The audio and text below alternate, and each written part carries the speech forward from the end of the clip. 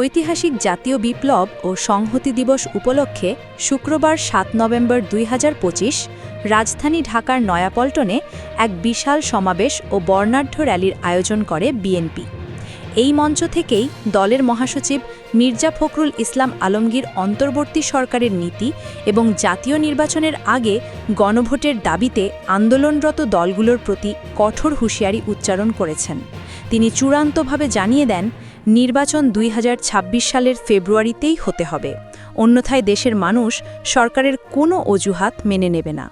BNP মহাসচিব জামায়াতে ইসলামী সহ ধর্মভিত্তিক ৮টি দলের নির্বাচনের আগে গণভোটের দাবিকে নির্বাচন বানচালের ষড়যন্ত্র বলে মন্তব্য করেন। তিনি হুঁশিয়ারি দেন, যারা গণভোটের চাপ দিচ্ছে তারাও নির্বাচন বানচাল করার ষড়যন্ত্র করছে। মির্জা ফখরুল স্পষ্ট যুক্তি দিয়ে বলেন, গণভোট যদি হয় তবে তা অবশ্যই মূল জাতীয় সংসদ নির্বাচনের দিনেই অনুষ্ঠিত হতে হবে। তার মতে, একই ইস্যুতে আলাদা দিনে ২ ভোট আয়োজন করলে একদিকে যেমন সরকারি অর্থের বিপুল অপচয় হবে, তেমনি অন্যদিকে মূল জাতীয় নির্বাচনের গুরুত্ব কমে যাবে। অন্তর্বর্তী সরকারের উপদেষ্টা পরিষদের সিদ্ধান্ত এবং কয়েকটি দলের গণভোটের দাবির প্রসঙ্গে মির্জা ফখরুল ঐক্যমত্য কমিশনের আলোচনার কার্যকারিতা নিয়েও প্রশ্ন তোলেন। তিনি বলেন, ৭ মাস ধরে অসংখ্য টাকা খরচ করে জাতীয় সনদে সইয়ের জন্য যে আলাপ আলোচনা হয়েছে তাতে রাজনৈতিক দলগুলোর কোনো সমস্যার সমাধান হয়নি। বিএনপি যে অন্তর্বর্তী সরকারকে পূর্ণ সমর্থন দিয়েছিল, আজ সেই সরকারি নির্বাচন ব্যাহত করার পরিস্থিতি তৈরি করছে বলেও তিনি অভিযোগ করেন।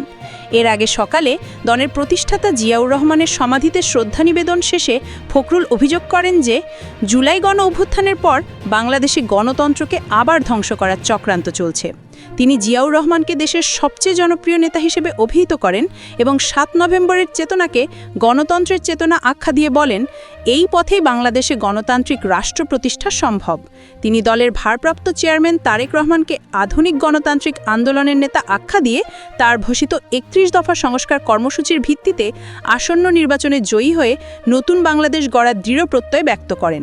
সমাবেশে মির্জা আব্বাস হুঁশিয়ারি দেন যে বিএনপি মাঠে নামলে কিছু রাজনৈতিক দলকে খুঁজেও পাওয়া যাবে না।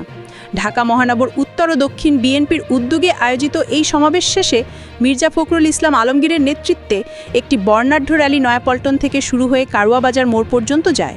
র্যালিতে জিয়াউর রহমান, খালেদা জিয়া ও তারেক রহমানের ছবি সংবলিত ফেস্টুন ও ব্যানারের পাশাপাশি প্রতীকী দাবে খাঁচায় বন্দী শেখ হাসিনা সহ সাবেক মন্ত্রীদের প্রদর্শন করা হয়।